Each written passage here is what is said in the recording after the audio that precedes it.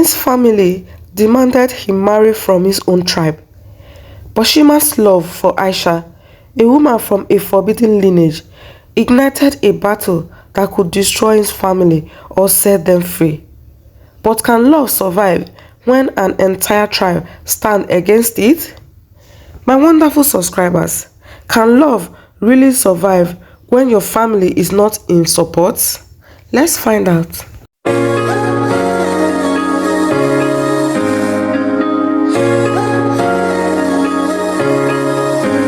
Chima sat at the edge of the river bank, his thoughts swelling like the currents below. His life had always been dictated by one thing: tradition. From the day he could remember, his parents had instilled in him the importance of preserving their tribe's customs. A man must marry from within, his father would often say, for that is the way of our people. As the eldest son in a prominent family in his Igbo community, Chima had never dared to question these rules. His parents, particularly his mother, held firm to the belief that the survival of their tribe depended on unity. And unity to them meant marrying only from within. When Chima turned 28, the pressure mounted. His mother, Adaugo, had already selected a suitable bride, Adaugo, a beautiful soft-spoken woman from their tribe, to Chima. Adaugo was everything a man should want in a wife, or so he was told. But deep inside, a restlessness crowned. The traditional marriage was grand, the entire village in attendance.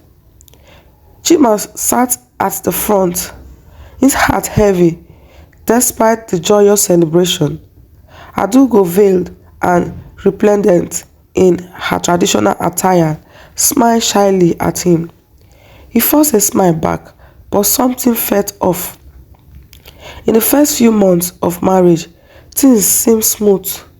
Adaugo was everything his parents had promised: a perfect homemaker, respectful and kind. But Chima couldn't shake the feeling of being trapped. His heart was somewhere else, and despite Adaugo's effort, he felt a growing distance between them. As the months passed, the crack in their relationship began to show. Adaugo, though lovely, was quiet and reserved. Chima, on the other hand, was passionate, eager for adventure and deep conversations. He often found himself frustrated by their inability to connect on a deeper level. One evening, after a particularly long day at work, Chima came home to find Adaugo waiting for him with dinner on the table. Her silence hung in the air, as it always did, like an unspoken barrier between them. "How was your day?" she asked softly, barely looking at him. Chima shrugged, tired of the routine response. He longed for someone who could challenge him, who could laugh with him and share his dreams. But that wasn't Adaugo. Months turned into years, and the distance between them only grew. Chima's parents, unaware of the growing tension in the marriage, continued to push for grandchildren. But Chima couldn't bring himself to start a family in a relationship that felt more like a contract than a union of love. One night, after yet another argument over their inability to connect, Chima made a decision. He couldn't continue living like this. He felt suffocated, chained to a life he had never truly chosen. He told Adaugo that they needed to separate. It was the hardest conversation he had ever had. Adaugo wept silently, her tears a testament to the failure of their union. "I tried," she whispered, "but I knew from the beginning that your heart wasn't with me." Chima couldn't deny it. His heart had never truly been in the marriage. Though he cared for Adaugo, it wasn't enough to keep them together, and so they parted ways, their marriage dissolving like a wisp of smoke. Chima's parents were devastated by the news. His father, Ekene, was furious. "You have brought shame upon this family," he shouted.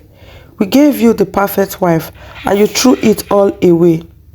His mother, however, was more understanding. Adeze could see the pain in her son's eyes, the weight of tradition pressuring down on him. Sometimes, she said quietly, we make decisions for the wrong reasons.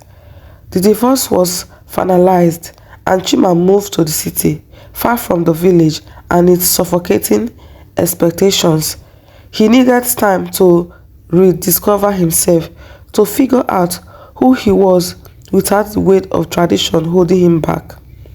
It was in the city that Chima met Aisha. She was everything he had been searching for: free-spirited, adventurous, and kind-hearted. But there was one complication. She was from the Hausa's tribe. At first, Chima hesitated.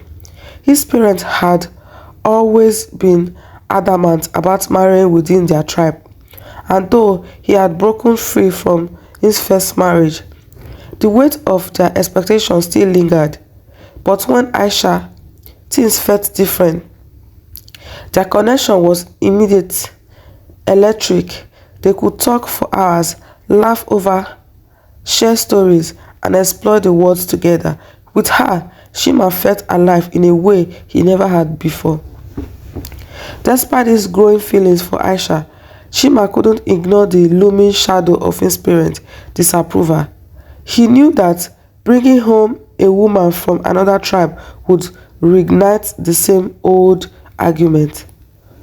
One evening, over a quiet dinner with Aisha, she sensed his hesitation. You are worried about your family, aren't you? She asked softly. Chima nodded, not knowing how to explain the complicated web of tribe loyalty and family honor. I love you, Aisha said, taking his hand, but I also know how important family is to you. I won't come between you and them. You have to decide what's best for you. Her words weigh heavily on Chima. He has spent his whole life trying to live up to his parents' expectations, but with Aisha, he had found something rare and precious. He couldn't bear the thought of losing her. The next time Chima visited his parents, he brushed the subject carefully. I've met someone, he said, avoiding their direct gaze. His father grunted clearly, uninterested in hearing more about another failed relationship. Her name is Aisha, Chima continued, and she is from Hausa tribe. His mother frowned at her, her face tightly in disapproval. His father stood up uprightly, shaking his head. No son of mine will marry outside this tribe, Ekene declared, his voice cold. You have already shamed us once. Do you want to bring more dishonor? Chima clenched his fist, frustration bubbling inside him. I love her, Dad. Isn't that what should matter? Love doesn't build a family, Ekene shot back. Tradition does. You saw what happened with Adaugo, and now you want to make the same mistake again. Adeze, though silent, seemed conflicted. She had seen the pain in her son after his divorce and knew this wasn't a decision to be taken lightly. I won't make the same mistake, Father, Chima said, his voice steady. This is different. I love Aisha and I am going to marry her. For the first time in his life, Chima defied his father openly. The silence in the room was something else. Ekene glared at Chima, his chest heavy with anger, but before he could respond, Adaugo spoke up, her voice calm but firm. Ekene let him finish. Chima turned to his mother, grateful for her support. I know this goes against everything we have been taught, he said, his voice trembling silently, but Aisha makes me happy. We connect in ways I never did with Adaugo. I don't want to live my life bound by a tradition that no longer feels right for me. Adeze's eyes softened. You could see the sincerity in her son's eyes, the weight of years of expectation lifting as he spoke his truth. But Ekene wasn't ready to yield so easily. And what of your children? Ekene snapped. How will they fit in? They will be torn between two words, belonging to neither fully. Chima sighed, knowing this argument would come. The world is changing, Dad. Intertribal marriage are more common now. Our children will learn to embrace both cultures and they will belong because they are loved. Ekene stormed out of the room, unwilling to listen any further. Adaeze, however, stayed behind. She approached Chima and gently placed a hand on his shoulder. Give your father time, she said softly. He needs to come to terms with this, but I can see how much Aisha means to you. Over the next few weeks, Chima avoided talking to his father about Aisha. Ekene refused to acknowledge the relationship, still clinging to the hope that his son would reconsider. But Chima's resolve only strengthened with each passing day. He spent more time with Aisha, growing closer to her and her family. Her parents, though initially hesitant, accepted him with open hands. They were modern, progressive people who value love above all else. One evening, as Chima sat with Aisha's family over dinner, her father, Alhaji Musa, asked him directly, Do your parents know about us, Chima? His question hung in the air, laced with concern. Chima nodded, a little embarrassed. They know, but my father is still struggling to accept it. Alhaji Musa smiled kindly. Change takes time. My son, just be patient and stand firm in your decision. If your love is true, they will come around eventually. Chima appreciated Alhaji Musa's wisdom. His calm acceptance of Chima, despite the tribal divide, gave him hope that his own parents might one day embrace this union. Several months passed and Chima decided it was time to take the next step. He wanted to propose to Aisha, but before doing so, he felt it was important to seek his parents' approval one last time. He returned to his village, knowing the conversation ahead would be difficult.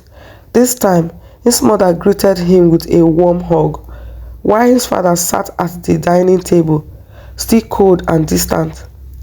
Dad, Mom, I came to talk about Aisha again. Chima began, his voice steady. I am going to propose to her, and I wanted to let you know before I do. Ekene didn't say a word, but Adeze's eyes